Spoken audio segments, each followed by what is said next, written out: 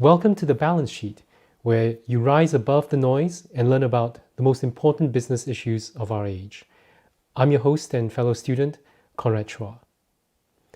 This role has been called a mini CEO, the mastermind behind every successful product, and the role that many MBAs aspire to. But what is a product manager? What are their skills, and how do they balance their need to maintain a clear vision and the agility to pivot? And lastly, does everybody in a company actually like them?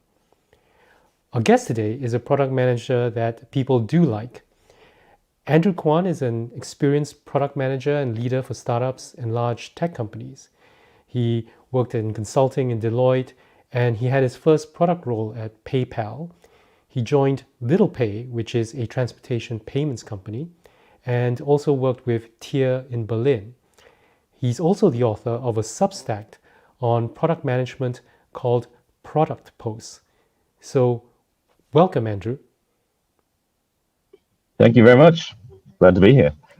Yeah, and we're really grateful to you because it may not be obvious to viewers, but Andrew is calling from a airport lounge en route to catching a flight. So thank you so much, Andrew, for giving us your time. That's okay, not a problem. Andrew, if you start by telling us, what is a product manager? What is a product manager? Yes, the age-old question. It's a person that manages products, right? I think there are different definitions out there. I think the most common definition is when people see this Venn diagram between someone who's in the middle of business, technology, and UX. And I guess it's broadly correct. However, there's nuances in between. The way I see it is if it's someone who understands very uniquely how the pain points and the needs of a customer are, and knows how to link it to a business objective, and then is able to create a product that serves the pain points or the problems of the customer. And someone who's also very adept at delivering and collaborating with technical teams in order to ship the product. So it involves so many different capabilities and skills that it's not like it's a single thing that anyone can clearly define depending on the industry. I think it varies, but I think those are the main elements that I would say. And what would you say are the types of skills that a good product manager needs? Yeah. So I guess I'll try to use the term competency, like it's sort of a higher level version of what a skill is, I guess. For me, when I see like successful product managers in where I work, I always see them as people who are understanding of business outcomes, of what the KPIs, the business metrics, the goals are of a company, and is able to link that to the area that they've been given as a domain for their product. It might be a single product, it might be a feature within a product, it might be the types of domains that are served by the product. But usually they have a really good commercial and strategic mindset. They understand what the objectives are of the business. They understand how the objectives can be driven by the potential product area that they've been given the responsibility. And they're using a lot of data and insight to come to conclusions as to where they should make decisions, where they should deliver the most value, and which problems to solve. And then there are sort of more detailed skills about how to discover and validate what the problem is that they're solving, using research techniques, ethnography surveys, like speaking to customers or just witnessing people, or just doing all kinds of research methods that you probably would teach at a judge, and then turning those insights and data points into a scope of something to be delivered, and then working with technical teams to make sure they understand what the problem is to be solved, and working with designers to tell them, okay, we have this problem, we validate it through some data, but we also want to have a really customer-centric journey and a user experience that is like beyond what we see in competition and adjacent to our product too. This goes around commercial acumen, strategy, data and insights, executing with designers and with technical people, and project managing that through to delivery in a very consultative and collaborative way. Those are the main skills I would say for a successful PM. And if they could take one more step, it's if they could sort of create a very compelling narrative of what they're building and why. Always answering the question of why really, really compellingly, and is known as a trusted stakeholder across the business. So the person that they go to for a product or a problem, they will go to this PM. And yeah, that's what I've always seen as a successful PM and the skills that they have. Great. And a reminder to everybody that if you have any questions for Andrew, just put them in the comments or chats field. Andrew, you were at Cambridge Church Business School just over 10 years ago now. Yes, yeah. So you mentioned quite a few of the things that, is taught in business schools that product managers can use in the day-to-day work. But what is it that we didn't teach you that you had to learn on the job, or you had Oh, to right. come to painful realizations about? Yeah. What didn't what didn't the business school teach me? I mean, it's a hard question to answer, but I'm going to say it's more something that the business school really couldn't do, which is like how to manage and lead really large organizations. I think it does really well in providing projects and scope for the venture projects or the global consulting projects. These projects are very, let's say, confined with a group of people, maybe 5 to 6 people. But when it comes to like multiple people reporting into you, a large organization of let's say like 100 people, all of them are product managers, designers, engineers, all working cross-functional teams, all reporting to PMs that report into other lead PMs or directors that report into you, and how to create like a compelling narrative and really empower people and coach them to succeed. How to coach someone and empower them in skills that sometimes you don't even know the answer to, but you need to know the answer because you're the leader. These are the areas that I would say the business school didn't teach, but I don't think anything can teach this. This is just things that you learn on the job, and as you progress through a product management and product leadership position, you get more scope, more responsibility, more teams under management, and you get to learn more about how to do that. But yeah, I would say it's like how to lead large organizations, and how to set a, let's say, a bold narrative on a vision and a strategy to an extent, and then coaching and empowering the people that work with you to actually deliver against that without necessarily dictating what they should be doing. So that coaching and mentoring thing across a large organization, I think that's something that I miss, but I don't think anyone could have told me that. We'll discuss a bit about that, this idea of how you manage a team as well as the stakeholders later. But there are a couple of questions that are coming in. I think some of this could be definitional. The first question: what is the difference between a product and a project manager? Yeah. Um, I would say that a project has a start and a finish. There's always like a project kickoff, and then there's always a project closure. There's like a start and a finish for a project. And when you have project thinking for a product, it doesn't quite work out the way you think it does. A product manager has a product that lives. It has a lifespan. Yes, it will grow, and at some point maybe it'll be decommissioned and it will die. But for the most part, you have to think of a product as something that's continuously improving, that the scope is always expanding, that it's always solving core pain points in different kind of ways. Whereas a project manager, they'll be given a definitive scope. Things that are out of scope, not in a project scope, and they will just make sure to deliver on time, on budget, etc. But it's a little bit more complicated as a product manager. You want to do that, but you want to do that in chunks of deliverables that are testing hypotheses, that is delivering customer value, that is making revenue, and then you're learning from it, and then you're enhancing the product again through another initiative, and then you're doing it over and over again, continuously discovering what is the problem to be solved, some of the opportunities that you can get more revenue or more growth out of, and some areas that you need to improve or areas that you need to watch for next time you launch a new feature.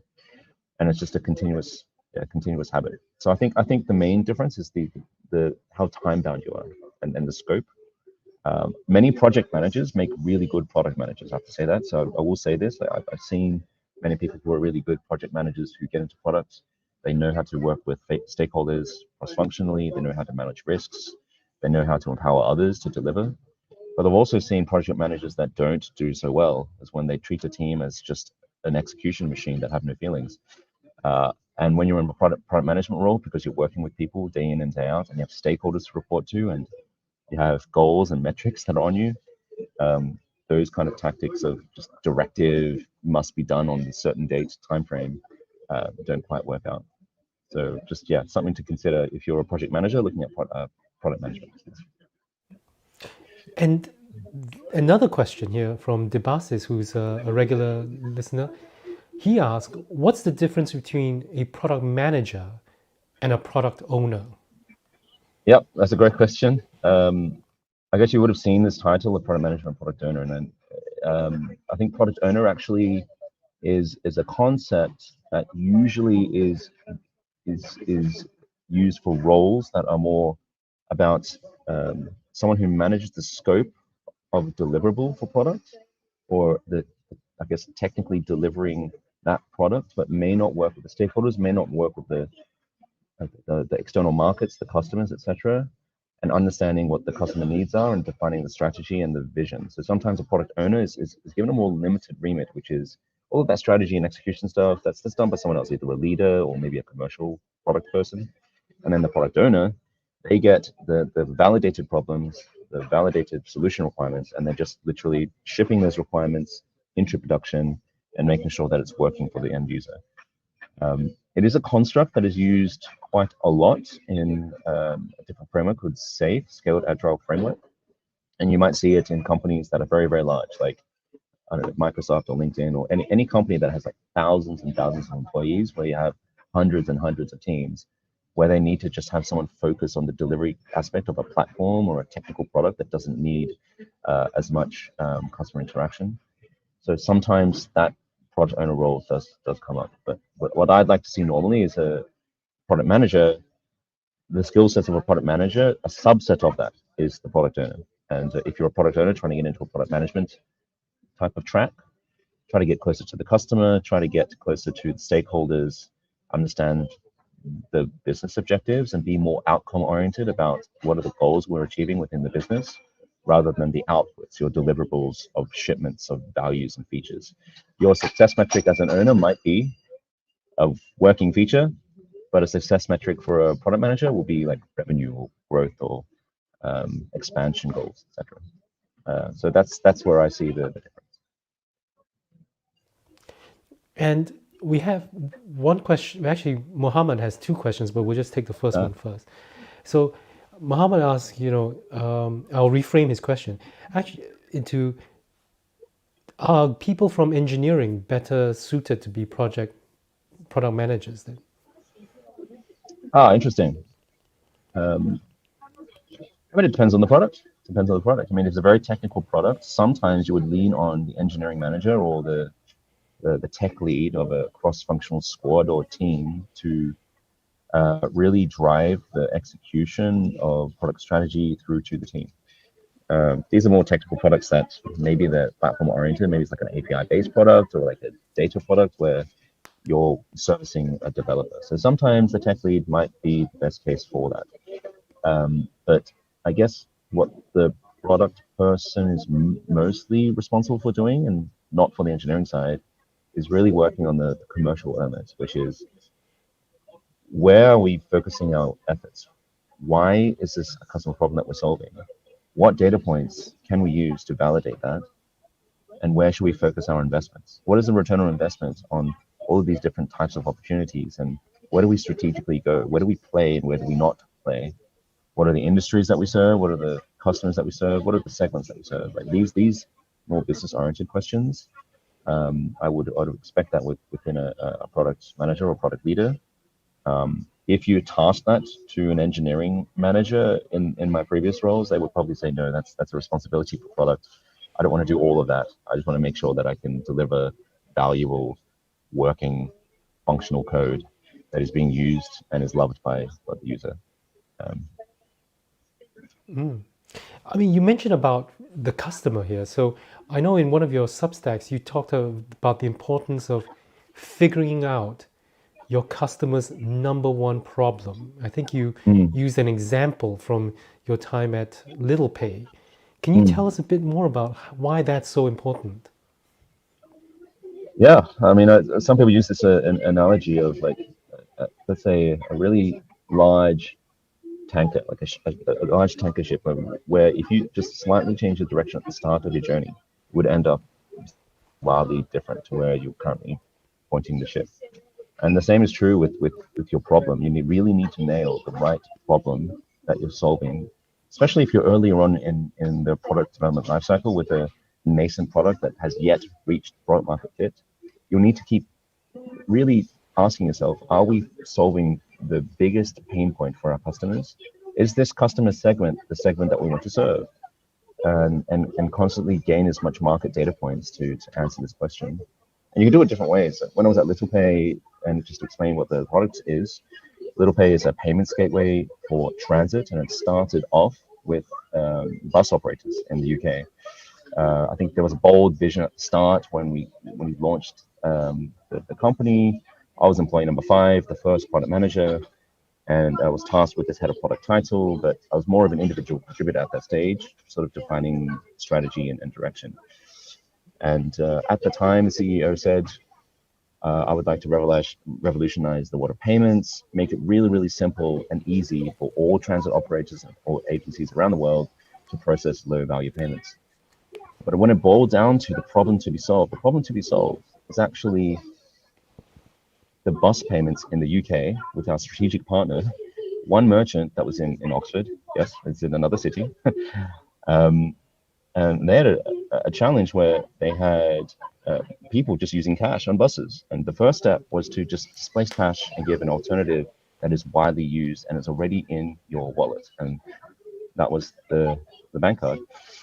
And we had all these different ideas of how we can best make this journey possible. Like maybe you can tap on the front and tap off the back, or maybe you could just tap on the front reader and then they just sit down. But then when you speak to the actual the users on the street, and you speak to the bus operator that's managing the business, your strategic partner, you just realize that all the consumer wants to do is just like pay for the ticket as fast as possible. And they don't mind if it's talking to the bus driver to say, I want to go to this street, and then using a card to tap. They don't mind talking to the bus driver. So the first iteration was just replacing cash. They talk to the bus driver, they tell them where they're going, and you tap the card, you get a ticket. As opposed to this convoluted tap on, tap off in the back office, try to calculate what the fare is, and where they're going, and how often, and what is the correct amount that they should pay. The first step really was just, okay, process the payments to remove cash. And then from there, we started to evolve afterwards. But it only took, working with the let's say the customer, which is the B2B client, and then going onto the street and just really witnessing people, asking people, and just looking at how they did things from a day-to-day perspective. And that's why you do customer discovery. You go onto the streets, into the field, and you validate the assumptions that you have in your head. So it's really, really important to focus on your problem. What is the problem that you're solving, and get that right. Otherwise, you could end up in a completely different space. And if you do, make sure you have the willingness to pivot and use data to pivot to the area that you should be serving.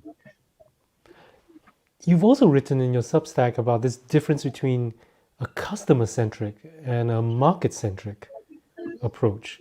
So is that example of LittlePay something, does that fall into what you just mentioned?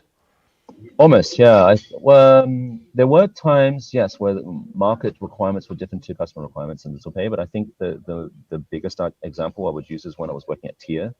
So for people who don't know, TIER Mobility is a European private or shared mobility operator. They have e-scooters, e-bikes, even docked bikes that are branded in the city, available for people to use. So the user experience is you download the app, you scan a QR code of a vehicle, you get to ride it somewhere, and you park it somewhere.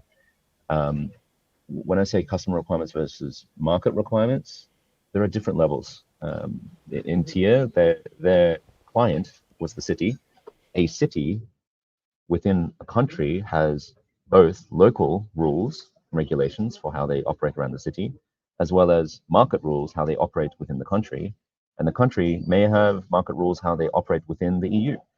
And at each different level, you have to understand what their rules are, so that you can actually have a license to to operate the vehicles on the ground. And sometimes you have cities that come along with solution ideas and requirements that are often not in your strategy and roadmap.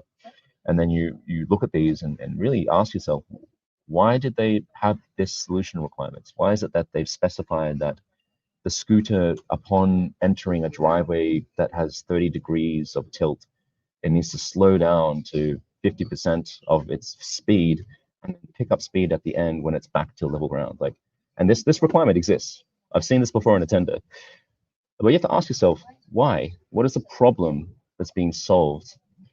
What is the problem that the customer is trying to solve? And what is the market requirements in general for legally operating scooters on the ground? And they're all different things. They're all different things. So you really, as a PM, product managers need to scan market requirements and understand what broadly is happening within the country or the market, whatever the rules are, regulation, what's legally possible and not allowed. And then they have to match it with their product strategy and their roadmap, their unwavering vision statement of where they want to go. And then they match it with the requirements of the here, in this instance, it's a B2G or a B2B client asking for a specific feature. And yeah, you constantly have to balance those three. Ideally, you create a product that serves and solves the problem for all markets, and then you configure each market through feature flagging or some configuration in a system that you've already built. That'd be like the dream, but it's not always reality. Now, I know you're very proud. One of your prized possessions or awards is the most valuable cat herder trophy, which unfortunately is not, you don't carry with you, so you can't show us. But can you tell us why you got that trophy, and how does that associate with product management? Product management, yeah. Stakeholders. So it depends who you speak to, but like there are many product managers that see stakeholders as a distraction and an annoyance. Like, oh, this pesky stakeholder, this I don't know, someone from sales or marketing or from legal, they're requesting me to do something, but I just have this plan for the next 2 to 3 weeks, the sprint, and I really don't want to disrupt my plan with my team. And I just don't want to have these meetings with stakeholders who constantly ask for new things and ask for different things or updates for things that are happening. So stakeholders are often seen by product managers as a little bit of a distraction. But for me, I like to consider them as an ally and a partner, because they're closest to the problems that you're solving as well. Super useful source of insights, of feedback from customers, and some blind spots that you may not know with the products that you are planning for, but it's an unknown.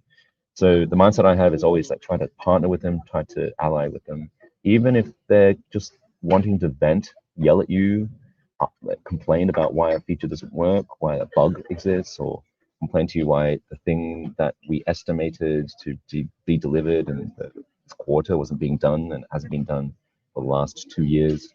Even though you might be in the organization for less than 2 years, it's not really your problem. You haven't been there for that problem. You really just have to sit there and be really active in listening to them and understand what problems they have, and then just really making sure that they understand what the strategy is and what the goals are and how we can all work together. So every time I have sort of these strong voices of stakeholders, I'd like to treat them as an ally. And at one point, one of my teams, like they really valued how I handled the situation for one of the key stakeholders that was bugging them a lot, and they just gave me this little. It's actually very small. It's not really a sort of like a small statue that I can use as a bookshelf. Holds the books together.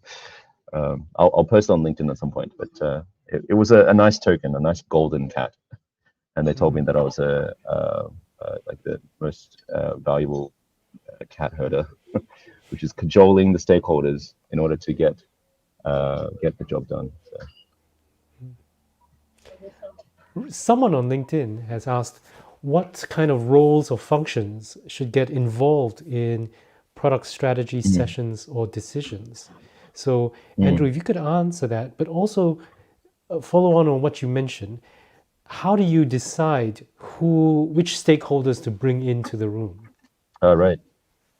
Okay. So Um, if you're new to the role, I always encourage people to really think about two things. One, what are the problems being solved? And two, who are the people who are trying to solve the problem with you in the company? The people are the stakeholders. It's either the departments that you have a dependence on, maybe like a marketing department to create collateral to go to market for B2B, or it might be the sales team that's taking your product and then selling it to market.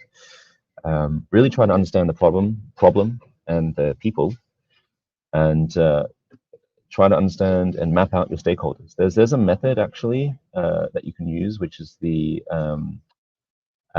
power versus interest matrix. You may have seen this in my writing, as well as in other product leaders. I took it from various other people, like Roman Pilcher. He had this really good blog that explains that you can assess your stakeholder based on how much power they have in the company and for the product, and how much influence they have within the company. Interest that they have within the company. And based on their power and their interests, you have different ways to service your stakeholder. The ones that are high on both, you always have to keep them close and consult with them. And those who are low on one or the other, you either have to inform them or just keep them in the loop. So that stakeholder mapping exercise, understanding who those people are that have a say in the product, and also have a voice of the customer that's providing feedback into the product. You just have to do your mapping. Usually it's someone that's involved in the value chain where they're supplying you something, or they're impacted by a feature that you're delivering. Sales, marketing, operations, legal. It depends. It really does depend on the industry, but those are the main functions you would see. Andrew, in the beginning, you mentioned the difference between a product manager and a project manager is that a product manager, the product lives, right? It will evolve, it will change. There may not be an end date per se. So a lot of times you will be thinking about that product roadmap. What would go into developing a product roadmap? It's complicated. Some PMs don't like roadmaps because it's quite a difficult task. You have to actually think about what is a roadmap. What is the point of it? Who is the audience of it? And it differs for each of the companies that I've been in, and for everyone really.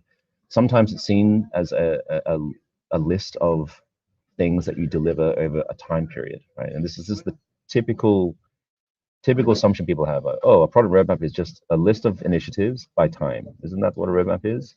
And by this roadmap, I find out when you're going to deliver this functionality I need to sell to the market. Oh, it's available in Q3. I'm going to tell my customers somewhere in Q3 so I can sell it.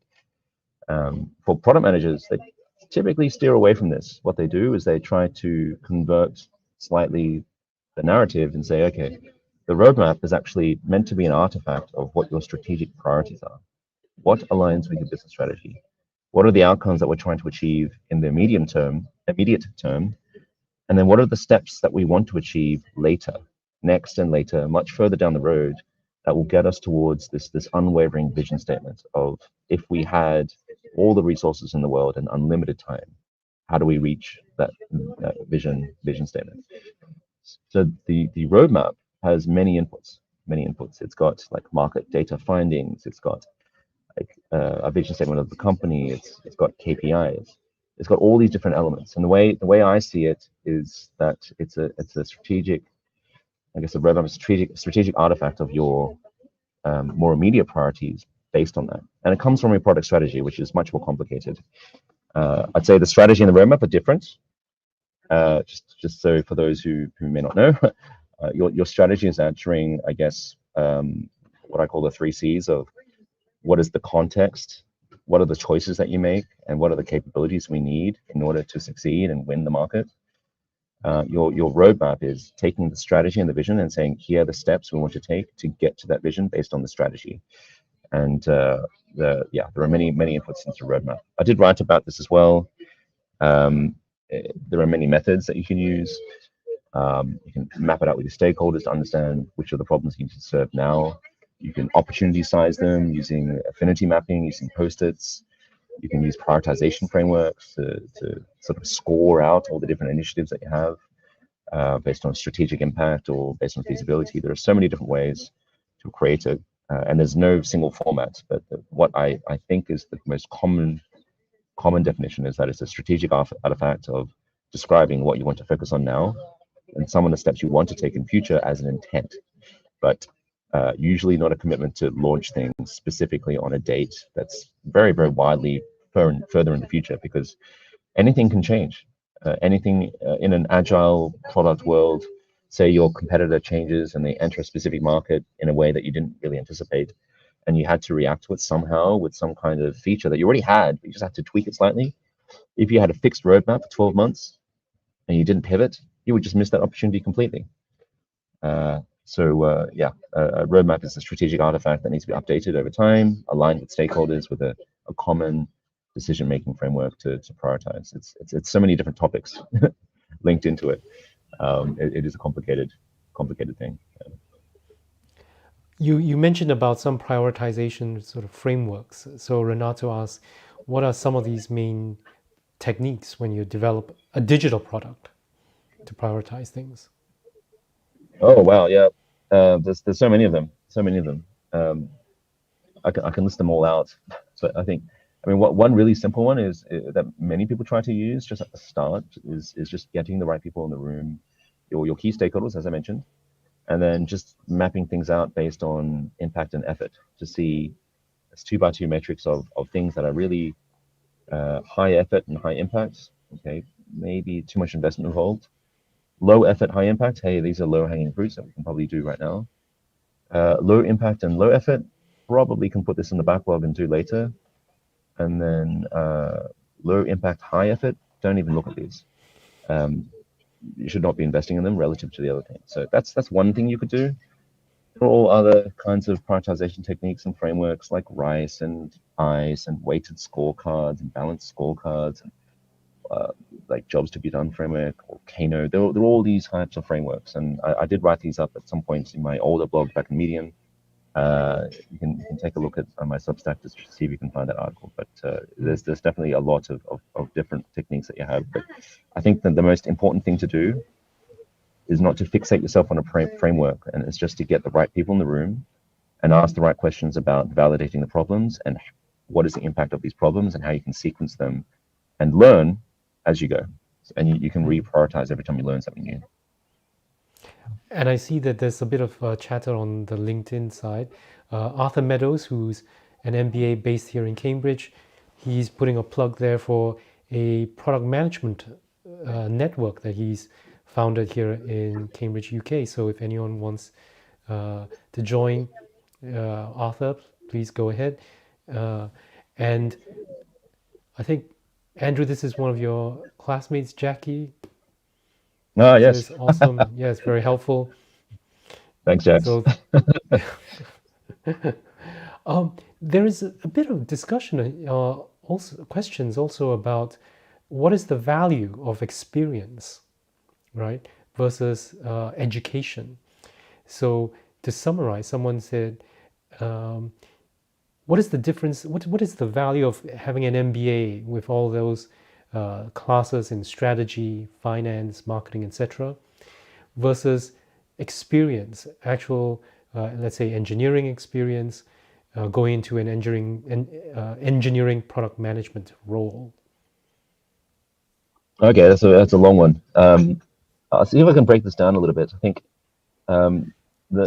what I found valuable from a theoretical perspective is that the more finance and strategy type of lectures that were done at Judge. I think I got a lot of good fundamental understanding of how to approach problems and structure them, which I used later on in my product management career. That said, yes, a lot of work experience does also teach you things on the job too. It doesn't hone you in the theory and the practice. Like, let's say recent examples, like with my current job, I have this activity-based costing assessment of the costs of transactions, right? Something like this, without the theory of ABC costings, without the theory of breaking down things into value driver trees, what's revenue, what's cost, and what are the elements of cost, and how you account for it, and accounting techniques, I probably wouldn't have been able to tackle those topics in a more convincing and compelling way. There definitely are some commercial topics that are really helpful from a theory point of view, where you really need some kind of business acumen on how to break that down. Sure, you can look up an article and try to tackle it later as you go, but having the background is always very useful. And the last thing I would say is, like, yes, 7 years of engineering experience can also prepare you for a product management career too. It will allow you to understand probably more so on how to manage a team, how to manage delivery, how to scope, how to estimate, how to do feasibility assessments and architectural decisions, and some choices about where to invest and why. But yeah, unless you have the remit and the trust of the company that you're working for to look at the strategy of the products, the market, the landscape of competitors, create a competitive assessment and these kind of responsibilities. And if you don't have that responsibility in your engineering management career, then you won't gain those skills by definition. So it's, I think both experience and the skills and the I guess the lessons learned in the business school sort of work together. But yes, I did learn a lot from experience too. Yeah, as I said to you, coaching a large, big team of many people relying on you, looking at you at the front, waiting for you to answer their questions. That's something that was newish to me. Yeah, Michael, who's also an MBA alum, his view, it's about the person and their unique capabilities. So some people gain a lot of personal growth through an MBA, others just get the cert, and it's really going to be that combination of experience, academic qualifications, and unique capabilities. Yeah. I know, Andrew, your experience in product management has really been in the tech sector, but Aaron asks, are there other sectors where you see product managers operating in outside tech or consumer goods? What are they? Okay. So I would differentiate it slightly in that technology is being used everywhere for every sector and every service. So it's fundamentally something that is being used either through transformation or serving a customer somehow. You would need to use technology somehow. Whether or not it's physical versus digital/virtual, in the end, there's a product that's being used by someone. Like, for example, if you're in a services organization where you're, let's say, I don't know, you're managing a call center that provides services of taking phone calls, answering queries, and then ending the phone call. You've got products still that serve the call center. They have to use a portal to take the call, they have to log notes and understand where the problem is to be logged and who the customer is, etc., etc. Almost every part of consumer journey for all sectors will involve some level of technology. And this is the great part about entrepreneurship as well as product management. There's always an opportunity to use tech for good and to help, I don't know, improve how you distribute what your service is or your product is to the rest of the world. So yeah, I can't give you a full list of different examples. You can probably ask ChatGPT too. But I think everywhere that involves technology eventually will need some kind of software or hardware product. Yeah. Yeah, and we had a couple of episodes ago, Matthias, who was approaching HR policies from the viewpoint of product management as well, right? How do you roll out an HR policy if you use product management principles? And that's how he got his company to really change the way they looked at HR. So that's a great topic there. Yeah. Andrew, I wanted to ask you, you've worked for a range of startups at different points in their life cycle. Is there a difference when you're a product manager going from 0 to 1 versus going from 1 to 100? In terms of number of people in the organization, you mean? Or the scale of the product? Yeah, in terms of is there a difference when you're working in a smallish startup that's just starting up versus much larger? Yeah, yeah. Yes, I can say that there is a big difference. um, I guess many of you, if you've worked in a smaller company, clearly you have fewer people you're working with, and with fewer people, you have fewer connection points. You can easily go to one of your teammates to ask them a question, resolve something, validate a problem, etc., etc. It's much easier to just knock on the door and just get some stuff done. As companies get bigger and bigger, they need to start structuring themselves a little bit differently. When you have 10 people, it's easy. When you have 50 people, you can probably remember everyone's name, and you can probably get to have a one-on-one with people to ask certain questions and resolve certain things. When you get to like more than 100 people, your brain sort of maxes out on the number of connections that you may remember the name of. And you have to think of different ways to tackle the problem in a scaled environment with set responsibilities, ways of working, principles, etc. It is a slightly different mindset. I try not to implement processes and procedures too early. If I were in a small startup at the start, I was really just validating the problem, hacking, try to get a minimum viable product that is loved by the client that eventually leads to customer revenue and profitability, and just really executing, right? Just hacking it. But then when you get to a later stage company with plenty of teams, like many squads, many teams, many stakeholders, many departments, each of them having different opinions, and sales team that's maybe like hundreds and hundreds of people where they're all different deals bringing to you to the table to say, hey, can you add this feature so I can win this deal? Or hey, can you add this other feature to win this deal?